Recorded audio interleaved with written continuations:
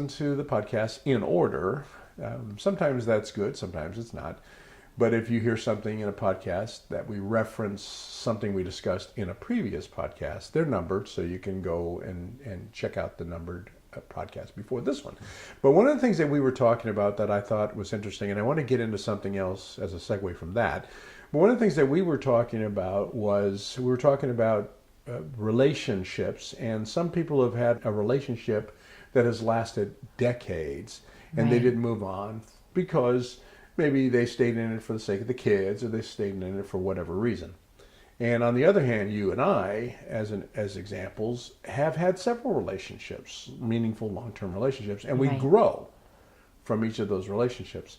And so you were telling me about some of those, but you then had gone into a relationship. And you and I don't have the patience to say with something that's not good. Yeah, and I really apologize to those who accept that expectation. I just can't. Luckily for me, I've known great relationships that lasted 20, 30 years. Yes. So, I mean, that's good too. Yes. Just not for us yet. Yeah, apparently. exactly. I haven't found, but apparently you have. Now. Yeah. You're in a relationship now that The most works. incredible, I found a man that will dive and dance. Nice. And the diving, I mean scuba diving. Nice. Yeah. So it's hard to find someone that would do both. But again, keeping it alive, doing things consistently to keep the romance going. Right, because you had mentioned prior podcast that you were talking about keeping romance alive, and the two of you cook together, and you play music, and you dance when you're cooking. And Exactly. You said you had gone picnic on a nude beach. That was a great romantic That's for outing. tomorrow. Oh, that's for tomorrow. Yes. Okay, well, congratulations. Or are we doing that one again? Well, And also vacationing. So we love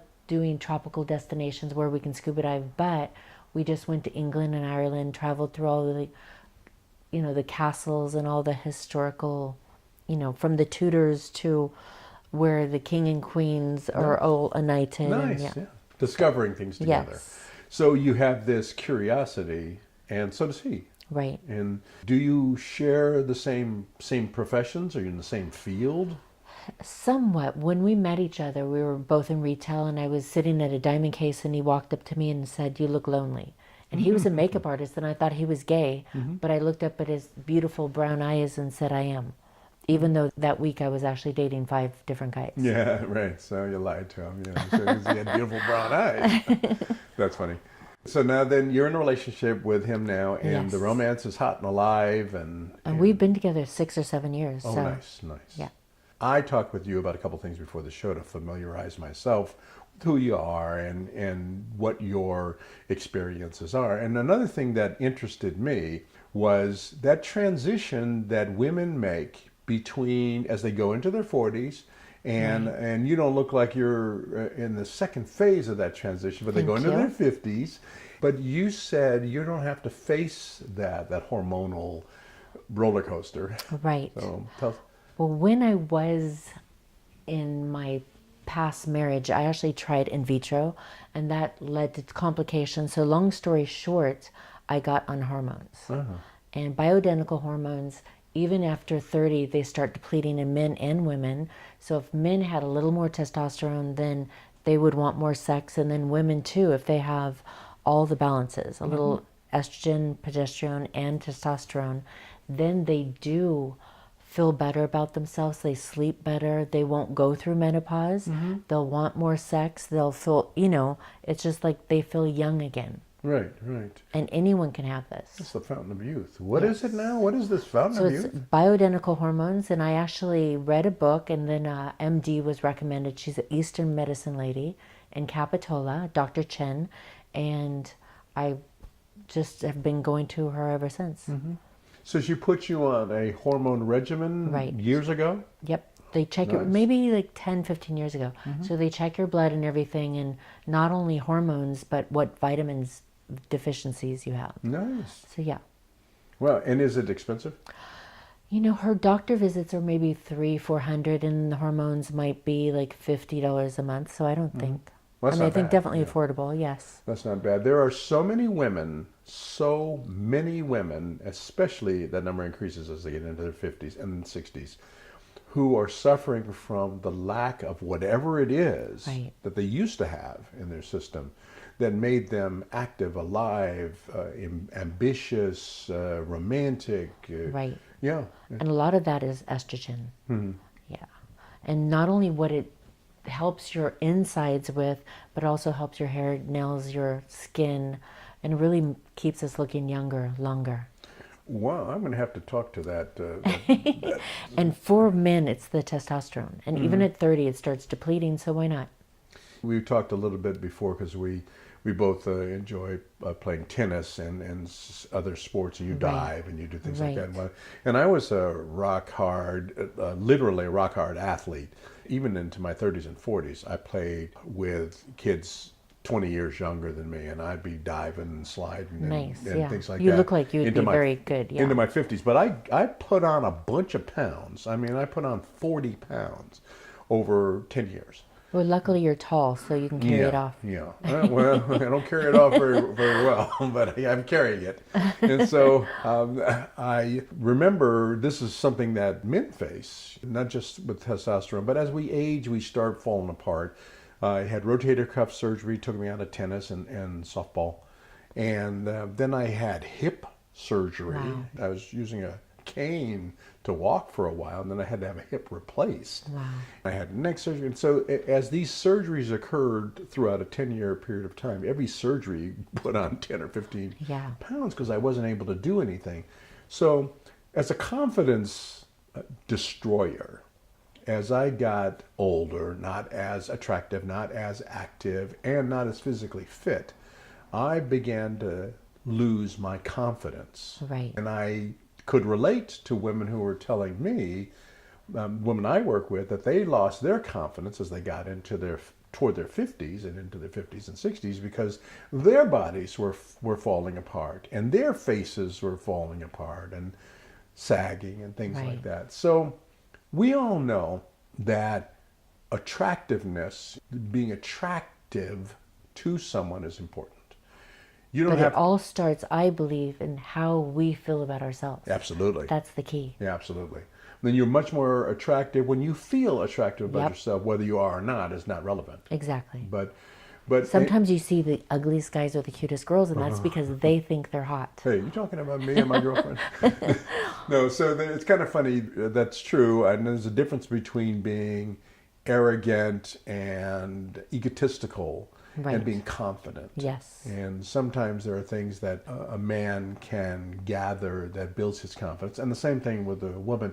You're attractive, so it's very difficult to ask an attractive person, what do you think people can do to be attractive to the opposite sex? Because they are attractive. But what do you think? I think wearing something that makes you feel good about yourself.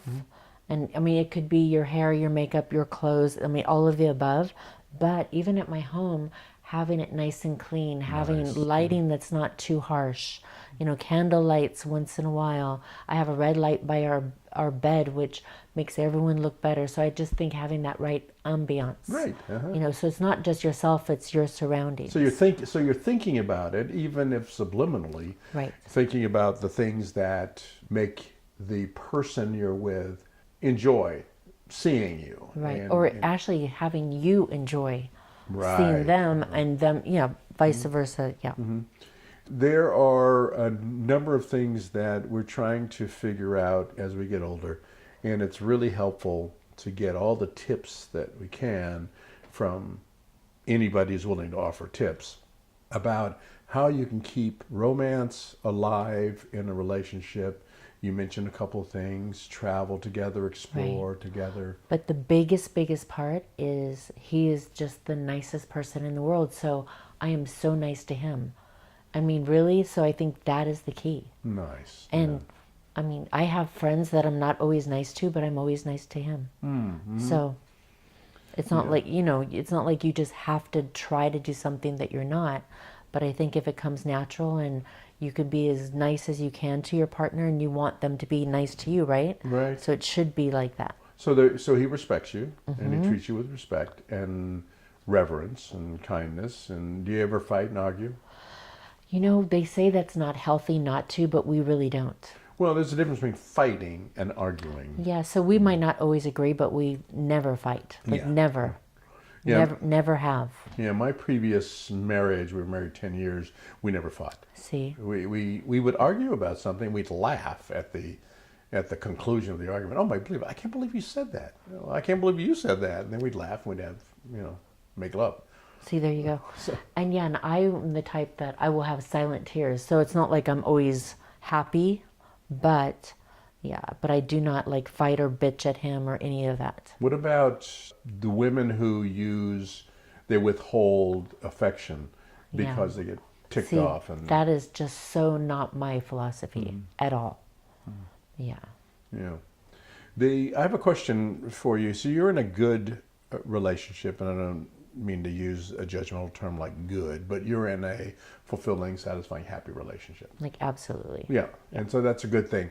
We have a lot of people that I've talked to, and one of the more popular subjects that they have brought up have been situations where a person's not in a great, satisfying relationship, and they are trying to find a solution to that. So they have friends with benefits relationships. Well, they'll have friends that they have a great relationship with, but no intimacy with. So as their intimacy is waning in their relationship, their friend relationship comes to that crossroad where they may convert that friend relationship into a benefits relationship. Right, because it's hard not to fall in love with someone that's being nice to you. That's right. Yep. That's right. And share some things with you. Of course, they can share things with you because they're not sitting down with the bills every month. They're not sitting down dealing with... They don't have the bad stuff, just the good stuff. Just the good stuff. Right. But you've been in a relationship 6 years, so you've had the chance to have the good and the bad stuff. Right. And you still make it through. Oh, yeah. What's your secret? No, again, I just think that we're just nice to each other. That's it. Very short and sweet. And then I think we both love sex, so that's another big thing. Yeah, that's a big deal. Yeah. That's a big deal now. And that's what separates him from all the other men in the world. What do you mean? I mean, like I'm only having sex with him. Oh, okay. I was going to say, because a lot of guys like sex. I have friends who have issues with their sexual relationships, and females who have issues with their sexual relationships, and usually they're based on the fact that they had a horrific occurrence, some event occur in their childhood. They were molested. Or I'm so sad for that. Yeah, because what do you do? And this has happened to a lot of close friends, and I mean, even my sister almost got raped by a little paper boy. So, I mean, what do you do? I mean, she's barely 4. I mean, these are innocent people that don't, Yeah, what do you do? I mean, obviously, this. we need to do something that hopefully will proactively prevent that from happening. Right, exactly. If we could prevent boys it differently. But even if you're dealing with that, and that is in your past, I just think that if you're nice to each other, and then even if you're just comfortable with the dancing and the little kisses, almost like you're going back to a childhood state and not getting into anything heavy. Everyone has to have their comfort zones. Yeah, I get it. Well, I would like to talk about how women who have a very healthy, happy, romantic relationship, a sexual relationship included, how they got to that point, because there are so many women who don't, for one reason or another. And is that something that you think that we can discuss and maybe make some recommendations about? So my very first boyfriend lived in Amsterdam, and there it was very common to have hookers. And so I think he was really trained by one particular hooker over there. And then that older gentleman I was with also had like his own private hooker. He was from Iran, kind of royalty, chief of police. I guess there is royalty, I don't know. But he had a particular lady that trained him, and I think that's the whole thing. If you know what to do, then you feel better about it, just like anything in life. Can I impose on you for one more podcast? Sure. Where we talk about learning, experience, becoming better lovers, and what a woman really expects and wants from a partner in order to be happy, in order to be fulfilled, even though you're not every woman. Maybe some suggestions about that. Can we do that? Definitely. All right. So once you stay with us and come back on He Said. She Said. And again, I'm Michael. And I'm Crystalline. Crystalline, thank you. Thank you.